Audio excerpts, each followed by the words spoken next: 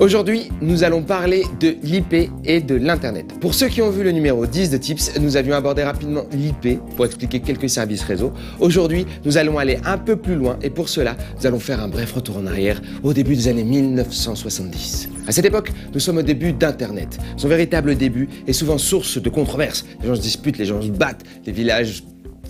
pas forcément des villages, mais les gens se disputent.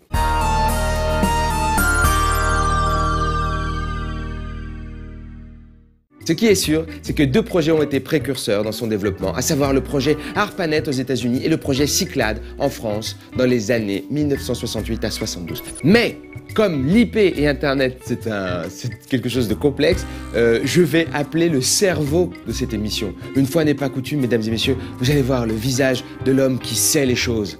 Nous allons appeler Kevin. Bonjour Kevin. Bonjour Yacine. Oh, c'est formidable de vous voir en vrai. Ouais, bon, je sais pas, c'est formidable, mais... Ouais, c'est bien, moi je suis content en tout cas. Donc, vous allez nous parler d'Internet. Je sais pas pourquoi je vous vois. Je sais pas, pourquoi tu me vois? Ben ouais, j'arrête de vous voir. Alors, comment c'est né? Parce que là, j'ai parlé d'ARPANET et de Cyclade. Est-ce que tu peux nous donner des détails sur ARPANET et sur Cyclade? Alors, ARPANET, en fait, c'est un projet qui a été commandé par le DARPA, donc le service de recherche du département de la défense américain, pour relier des bases militaires entre elles.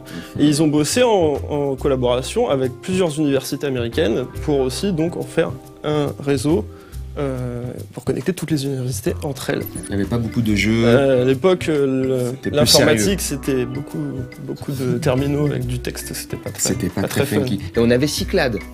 Alors Cyclade, c'est un peu particulier. Ça, c'est la France. C'était un projet qui était supposé concurrencer ARPANET, mais il a été abandonné au profit du développement d'une technologie qu'on connaît bien en France qui s'appelle le Minitel. D'accord. Voilà. Est-ce que c'est une bonne idée ou pas? Je ne sais pas. Mais alors, quel est le lien entre tout ça et les adresses IP? Alors en fait, IP, ça veut dire Internet Protocol. D'accord. À la base. Donc une adresse IP, fondamentalement, sert au bon fonctionnement d'Internet. C'est ce qu'on va voir aujourd'hui, puisqu'en fait, on a plusieurs types d'adresses IP. L'adresse IP publique et l'adresse IP privée. Ça, je le savais, parce qu'on en avait un peu parlé l'autre fois. Donc, qu'est-ce qu'une adresse IP publique en premier lieu? Eh bien, l'adresse IP publique, c'est l'adresse IP qu'on a sur Internet. C'est-à-dire que c'est l'adresse IP qui est visible par tout le monde. Au contraire, une adresse privée, c'est une adresse domestique, donc à la maison, qu'on partage avec personne, en principe. Le rôle principal d'une adresse IP, c'est de faire communiquer plusieurs périphériques entre eux, que ce soit un ordinateur, une imprimante, comme tu l'as dit, ou n'importe quoi d'autre, même un téléphone. Hein. Donc ok, on a deux trucs, l'IP privé, l'IP public. Voilà. Le www, c'est européen aussi.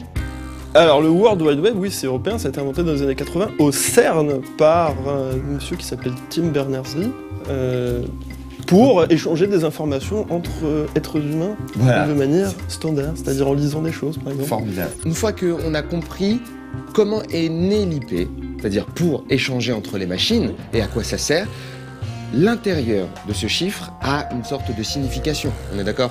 Alors, pour une adresse IP privée, je précise, les trois premiers blocs correspondent à la racine du réseau. C'est-à-dire que c'est le nom de la rue. Voilà, par exemple. Si on fait l'analogie avec une maison. C'est très beau, moi j'aime bien. C'est le nom de la rue. Oui. Et le dernier bloc de 3 chiffres, c'est l'identifiant de la machine. Donc c'est le numéro de la maison, tout simplement. C'est formidable. Cette analogie postière m'émeut. Oui.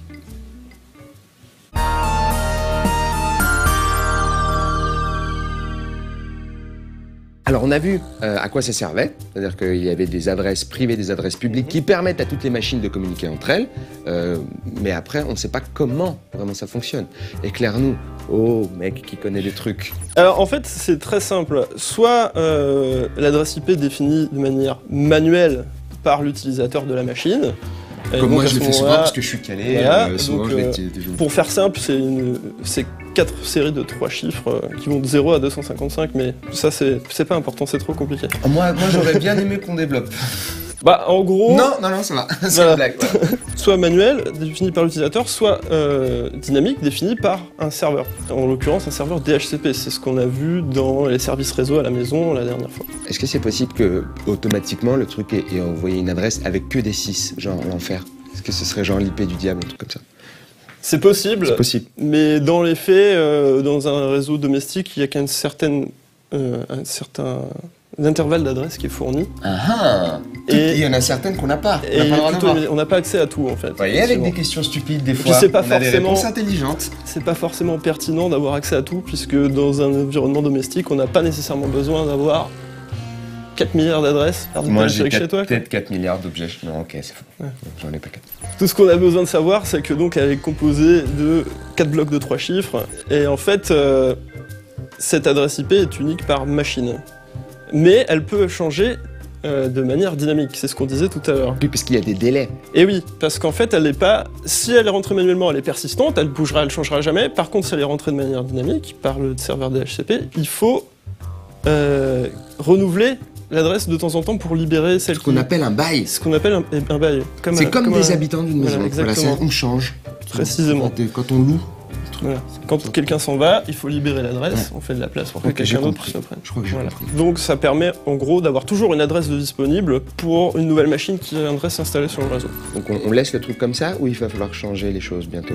Pour l'instant, on est dans ce qu'on appelle la version 4 d'IP, donc il fait des blocs de 3 chiffres. Très bien. Et on va passer à la version 6 d'IP. Il n'y a pas eu de version 5 puisque c'est une version de développement qui va permettre d'avoir accès à quelque chose comme plus de 6000 milliards d'adresses par millimètre carré de surface terrestre. Sinon, plutôt que faire ça, on peut effacer Internet. On peut effacer Internet, mais ça va être compliqué pour travailler tout ça, quoi. Ouais, c'est vrai.